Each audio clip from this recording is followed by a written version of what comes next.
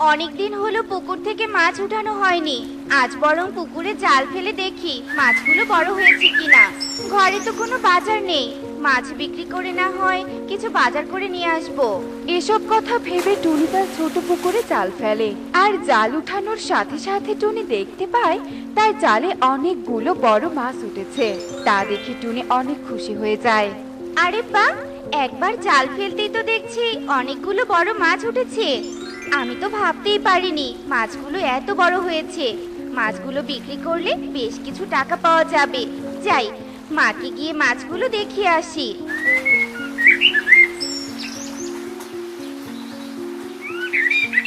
মা টুনি, তুই পুকুর থেকে মাছ ধরেছিস? মাছগুলো তো বেশ বড় হয়েছে। হ্যাঁ মা, আমি পুকুর থেকে মাছ ধরেছি। ভাবছি মাছগুলো বিক্রি করে কিছু বাজার করে নিয়ে আসবো। তোর যা ভালো মনে হয় তাই কর রে মা, আমি তোকে বাধা দিব না। এরপর টুনি মাছগুলো নিয়ে বাজারে যায়।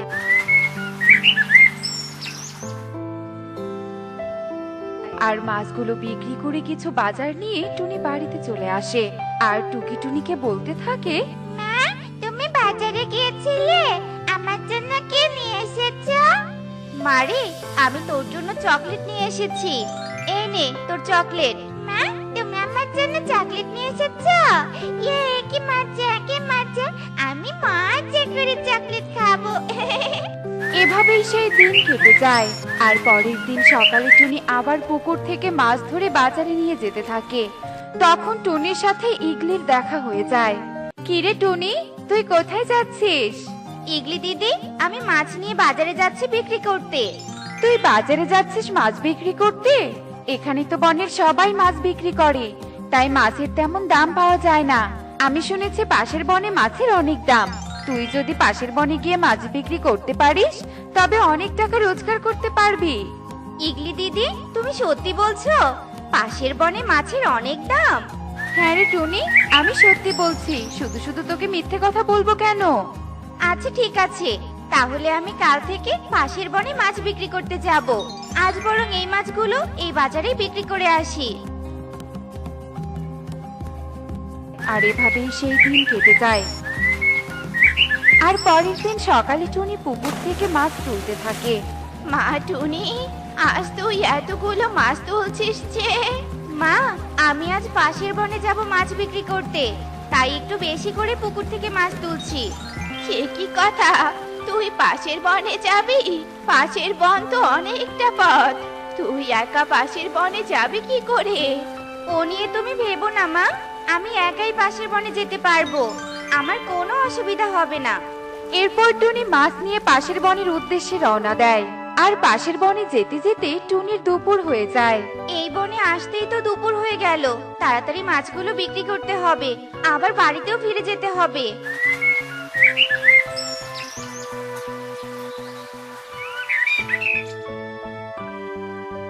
মাছগুলো তো বিক্রি করা শেষ, এখন বাড়িতে ফিরে যেতে হবে। কিন্তু এখন তো সন্ধ্যা হয়ে আসছে, বাড়িতে ফিরে যাব কি করে? বাড়িতে যেতে যে অনেকটা সময় লাগবে। না, মনে হচ্ছে আজ এ বনেই থেকে যেতে হবে। কিন্তু এখানে আমি কোথায় থাকবো? কোথাও তো কোনো বাড়িও দেখতে পাচ্ছি না। কিন্তু দূরে একটা গুহা দেখা যাচ্ছে, গুহাটাতে মনে হয় কেউ থাকে না। আজ রাতটা বরং ওই গুহাতেই কাটিয়ে দিব। এসব কথা ভেবে টুনি গুহাটার দিকে এগিয়ে যায়। আর গুহার ভেতরে টুনি প্রবেশ করে দেখে গুহার ভেতরে কেউ নেই। তা দেখে টুনি অনেক খুশি হয়। কিন্তু এসব কিছু লক্ষ্য করছিল এক দুষ্টু শিয়াল। টুনি তা বুঝতেও পারে না। টুনি গুহার বাইরে আসে আর বলতে থাকে, বাইরে থেকে কিছু ফল খেয়ে তারপর গুহার ভিতরে গিয়ে শুয়ে পড়বো, বড্ড খিদেও পেয়েছে। এই টুনি পাখির তো দেখছি বড্ড সাহস, একা একা এই বনে ঘুরে বেড়াচ্ছে। ও কি জানে ও কার গুহায় থাকছে? আহ, আহ, আহ, আহ, আহ, মজাটা জমবে ভালো। এই যে টুনি পাখি, তুমি কি এ বনে নতুন এসেছো? আরে, আমি তো এখানে রোজ ফল খেতে আসি, তাই নিজেকে নতুন বলি কি করে বলো? আমি এই বনের রাজা, আর তুমি আমার গুহায় থাকবে ঠিক করেছো। তাই তুমি যদি আমার গুহায় থাকতে চাও তাহলে আমার কাছে মাথা নত করে থাকতে হবে, বুঝেছো? শিয়াল দাদা, তুমি ঠিকই বলেছো। আমি এ বনে নতুন এসেছি, কিন্তু আমি এতটাও বোকা নই যে তুমি যা বলবে আমাকে তাই বিশ্বাস করতে হবে। আমি জানি যে তুমি এ বনের রাজা নও, আর এও জানি যে তুমি এটাও জানো না যে এ বনটা কত বড়। আমি বলি কি শিয়াল দাদা, তুমি আমার সময় নষ্ট করো না, বুঝলে? কি এই ছোট টুনি পাখি কিনা আমাকে অপমান করলো? এর বদলা আমি নিবই নিব। দুষ্ট শিয়াল নিশ্চয়ই জানে যে আমি ওই গুহায় থাকবো। তার মানে ও আমার উপর নজর রেখেছে। আমাকে আরো সাবধানে থাকতে হবে। কিন্তু ওই গুহার আসল মালিক যদি ফিরে আসে, তখন আমি কি করব? আমাকে চোখ কান খোলা রাখতে হবে।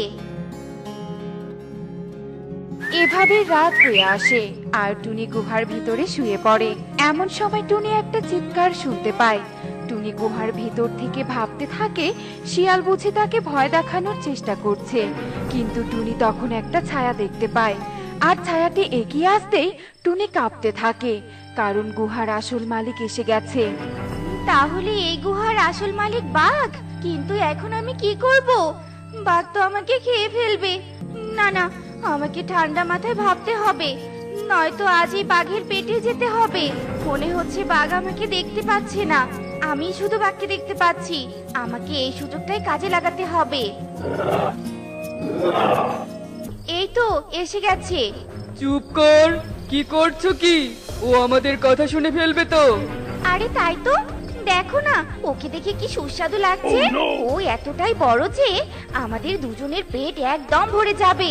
ঠিক আছে, আজ দুজনে মজা করে রাতের খাবার খাবো। আজ রাতের খাবারের ব্যবস্থা হয়ে গেল। কে কে আছো ভিতরে? ও জেনে গেছে আমরা ভিতরে আছি, তাই আর দেরি করা ঠিক হবে না। যাও, ওর উপর ঝাঁপিয়ে পড়ো। আমরা তো দুজন আছি, ও আমাদের শক্তির সঙ্গে পারবে না। না, আমি কিছুতেই তোমাদেরকে ধরা দিব না।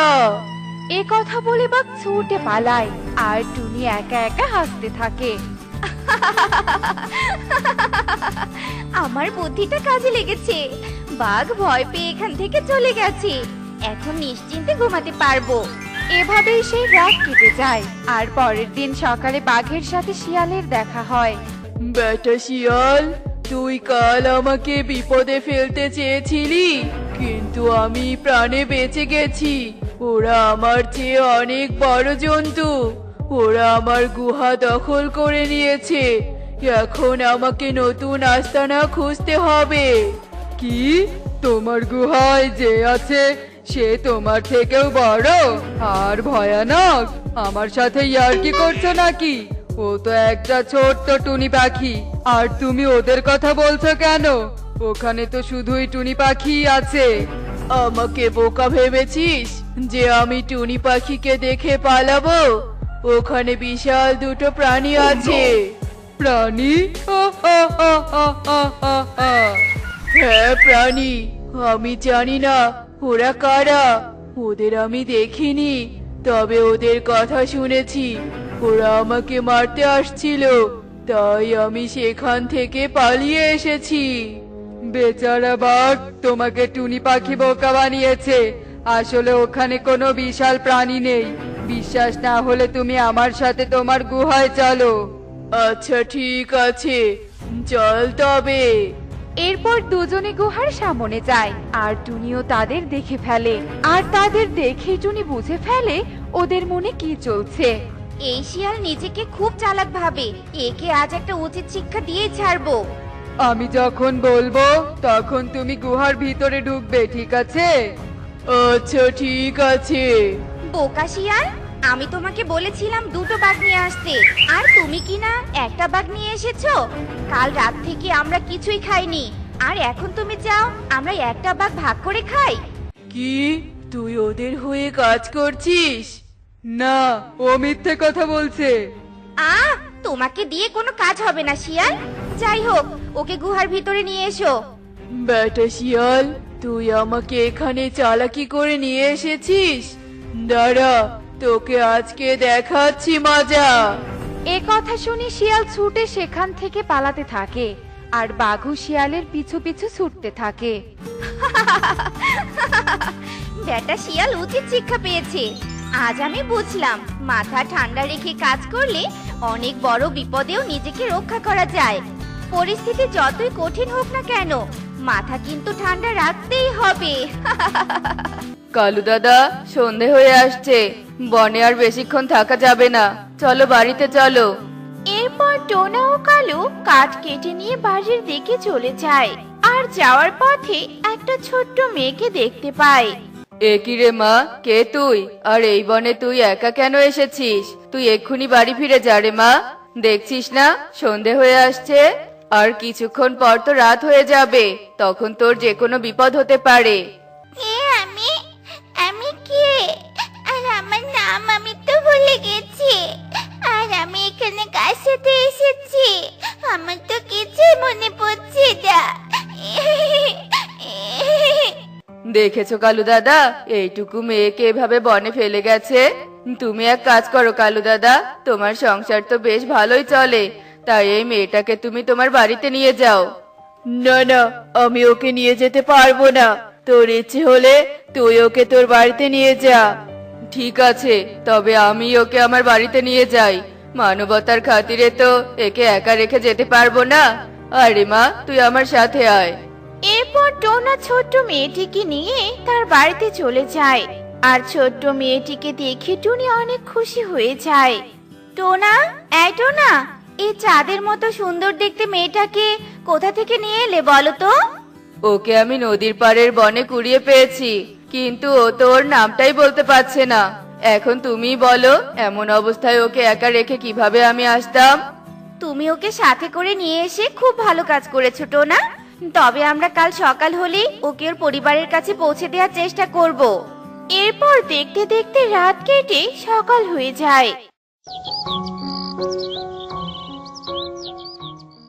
আর টোনা একটা মাইক নিয়ে বনের ভিতরে ঘুরে ঘুরে বলতে থাকে, শুনুন শুনুন শুনুন, কাল সন্ধেবেলা আমরা একটা ছোট্ট মেয়েকে কুড়িয়ে পেয়েছি। মেয়েটি ওর নাম ঠিকানা কিছুই বলতে পারছে না। যদি কোনো সহৃদয়বান পাখি মেয়েটির পরিবারের খোঁজ পেয়ে থাকেন, তাহলে আমার বাড়িতে এসে যোগাযোগ করবেন। শুনুন শুনুন শুনুন। টোনা বনে ঘুরে ঘুরে মাইকিং করতে থাকে। আর টোনার মাইকিং টুকি শুনতে পায় আর বলতে থাকে, তোমরা আমার পরিবারকে যতই খোঁজার চেষ্টা করো, কিছুতেই তোমরা আমার পরিবারকে খুঁজে পাবে না। এরপর টোনা ও টুনি কুড়ে পাওয়া মেয়েটির পরিবারকে খুঁজে পাওয়ার অনেক চেষ্টা করে, কিন্তু তারা মেয়েটির পরিবারকে খুঁজে পায় না। শোনো টুনি, আজকে থেকে ওকে আমরাই বড় করে তুলবো। ও আমাদের মেয়ে হয়ে আমাদের সাথেই থাকবে। আজকে থেকে ওর নাম দিলাম টুকি। কিন্তু টোনা, আমরা তো নিজেদের খাবারটুকু ঠিকভাবে জোগাড় করতে পারি না, ওকে আমরা কিভাবে? এসব নিয়ে তুমি কোনো চিন্তা করো না টুনি। এখন থেকে আমাকে বেশি বেশি পরিশ্রম করতে হবে। আর তুমিই তো বলো, পরিশ্রম করলে সফলতা আসে আর অভাব দূর হয়ে যায়। হ্যাঁ টোনা, কিন্তু তুমি একা এত পরিশ্রম করলে অসুস্থ হয়ে পড়বে তো। তাই আজকে থেকে আমিই কাজ করব আর তোমার পাশে থাকব। মা ঠিক কথাই বলেছে। টুনি মাসি আর টোনা আঙ্কেল অনেক ভালো মনের পাখি। তা না হলে আমার মতো একটা অপরিচিত মেয়ের জন্য ওরা এত কষ্ট করতে যাচ্ছে কেন? শোনো টুনি, আমি মোরল বাবুর বাড়িতে যাচ্ছি, আর আজকে থেকে মোরল বাবুর জমিতে কাজ করব। এরপর টোনা মোড়ল বাবুর বাড়িতে চলে যায়। আর এদিকে টুনিও কাজের খোঁজে বনের ভিতরে চলে যায়। একে আমার শরীরটা হঠাৎ ব্যথা করছে কেন? তার মানে কি আমার আসল রূপ ফিরে আসার সময় হয়ে এসেছে? না না, এত তাড়াতাড়ি টুনি মাসির কাছে ধরা পড়া যাবে না। এক্ষুনি আমাকে আমার বাড়িতে যেতে হবে আর মায়ের দেওয়া ওষুধটা খেয়ে নিতে হবে। এরপর টুকি তাড়াতাড়ি করে একটা করলা বাড়িতে চলে যায় আর সেই বাড়িতে থাকা রূপ পরিবর্তনের ওষুধটা খেয়ে নেয়। যাক বাবা, আর কিছুক্ষণ এই রূপে থাকা যাবে। ভাগ্যিস এখানে এসে করলা বাড়িতে বানিয়েছিলাম, তা না হলে যে আজ আমি টুনি মাসির কাছে নিজের আসল পরিচয় গোপন করতে পারতাম না। যাই, এবার তাড়াতাড়ি বাড়িতে ফিরতে হবে, নয়তো টুনি মাসি আমাকে এসে খুঁজবে। এরপর টুকি বাড়িতে চলে যায়। অন্যদিকে কালু বাজার থেকে বাড়ির দিকে যাচ্ছিল, আর যাওয়ার পথে সে টুকির করলা বাড়িটা দেখতে পায়। আরে আরে, বনের মধ্যে এত সুন্দর করলা বাড়িটা কে বানিয়েছে? কে বানিয়েছে সেটা জেনে কোনো কাজ নেই। এই বাড়িটা আমার চাই চাই, আর এক্ষুনি কাকুলিকে এনে এই বাড়িটা আমরা দখল করব। এরপর কালু বাড়িতে চলে যায়, আর বাড়িতে গিয়ে কাকুলিকে করলা বাড়ির কথা খুলে বলে। আর করলা বাড়ির কথা শুনে কাকুলি খুশিতে নিজের বাড়িটা ভেঙে ফেলে। এ কি কাকুলি, এটা তুমি কি করলে? আমাদের ছোট ঘরটা কেন ভেঙে ফেললে? এই বাড়িটা রেখে কি হবে বলো?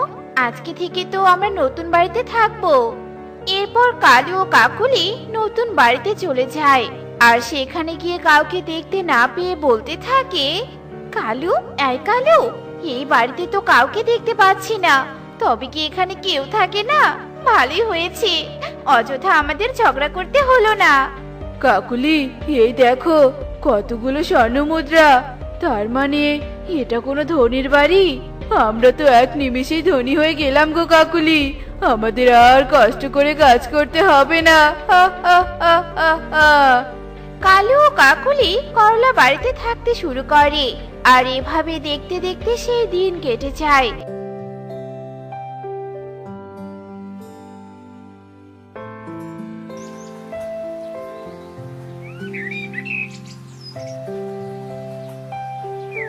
আর পরের দিন টুকি তার ঔষধ খাওয়ার জন্য যেই না করলা বাড়িতে যায়, ঠিক তখনই কালুর হাত থেকে ঔষধের শিশিটা মাটিতে পড়ে যায়। একে, এটা তুমি কি করলে?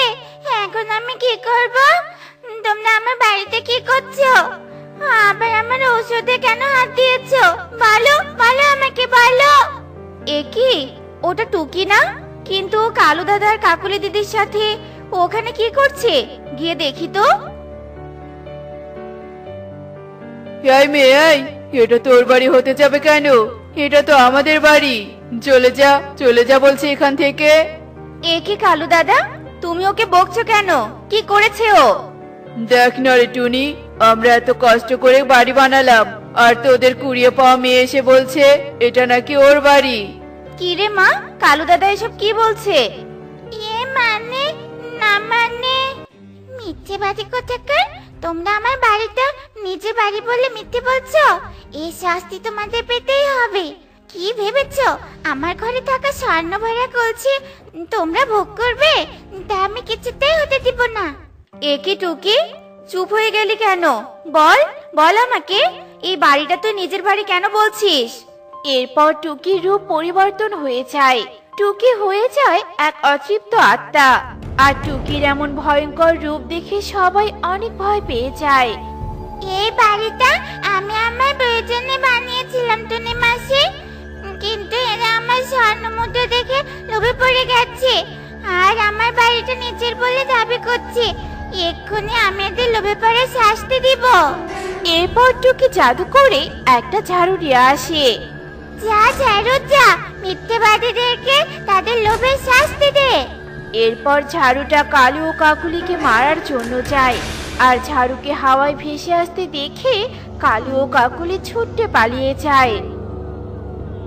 কাকুলি, লোভে পড়ে আমরা আমাদের নিজেদের বাড়িটাও হারালাম। আমরা যে নিঃস্ব হয়ে গেলাম কাকুলি, নিঃস্ব হয়ে গেলাম। এসব আমি কি দেখছি? তুই তাহলে একটা আত্মা? হ্যাঁ টুনি মাসি, আমি একটা আত্মা। এতদিন আমি তোমাদের থেকে নিজের পরিচয় গোপন করে রেখেছিলাম, কারণ আমার মা আমাকে পরিচয় গোপন রাখতে বলেছিল। কে তোমার মা? আর তোমাকে পরিচয় গোপন রাখতে কেন বলেছিল? আমার মায়ের নাম হলো মুন্নি, আর আমার মা আমাকে তোমাদের খোঁজ খবর নেওয়ার জন্য তোমাদের কাছে পাঠিয়েছিল। আর আমাকে আত্মা রূপে দেখে তোমরা ভয় পাবে বলে আমার আসল রূপ পরিবর্তন করতে বলেছিল। এজন্য আমি করলা বাড়িটা বানিয়েছিলাম, আর এর ভিতরে এক কলস স্বর্ণ মুদ্রা ও রূপ পরিবর্তন করার ঔষধ রেখেছিলাম। তুই আমার মুন্নির মেয়ে, সেই যে আমার বোনটা হারিয়ে গেল আর কখনো ফিরে আসেনি। আমার বোন কোথায়, কোথায় আমার বোন? আর তুই এমন আত্মা হয়ে গেছিস কেন? আমরা পাশের বনে এক অন্ধকার গুহার ভিতরে থাকি, আর ওখানে আমার মা বাবা থাকে। আর আমি আমার মা বাবার সাথে এক রোড অ্যাক্সিডেন্টে মারা যাই, আর মারা গিয়ে আমরা সবাই আত্মা হয়ে যাই। তার মানে আমার বোন আর বেঁচে নেই? না, এ হতে পারে না। মুন্নি, বোন আমার, তুই ফিরে আয় বোন, আমার কাছে ফিরে আয়। কেঁদো না মাসি, মা তোমার জন্য এক কলসি স্বর্ণ মুদ্রা পাঠিয়েছে। এগুলো দিয়ে তোমরা অনেক সুখে দিন কাটাতে পারবে। এরপর টুকি করলা বাড়ি থেকে এক কলসি স্বর্ণ মুদ্রা এনে টুনিকে দেয়, আর টুনিকে বিদায় জানিয়ে সে অদৃশ্য হয়ে যায়। এদিকে টুনিও স্বর্ণ ভরা কলসি নিয়ে বাড়িতে চলে যায়। এরপর টোনাকে সব কথা খুলে বলে। এরপর টোনা ও টুনি সুখে দিন কাটাতে থাকে। দেখলে তো বন্ধুরা, লোভে পড়লে কি হয়? লোভে পড়লে নিজের যেটুকু আছে সেটুকুও হারাতে হয়। লোভ আমাদেরকে ধ্বংস করে দেয়, তাই আমাদের লোভ করা উচিত নয়। এমনই সব মজার মজার টুনি পাখির গল্প দেখতে আমাদের পাশে থেকো। আর গল্পগুলো কেমন হচ্ছে তা জানাতে ভুলো না কিন্তু। Bye bye.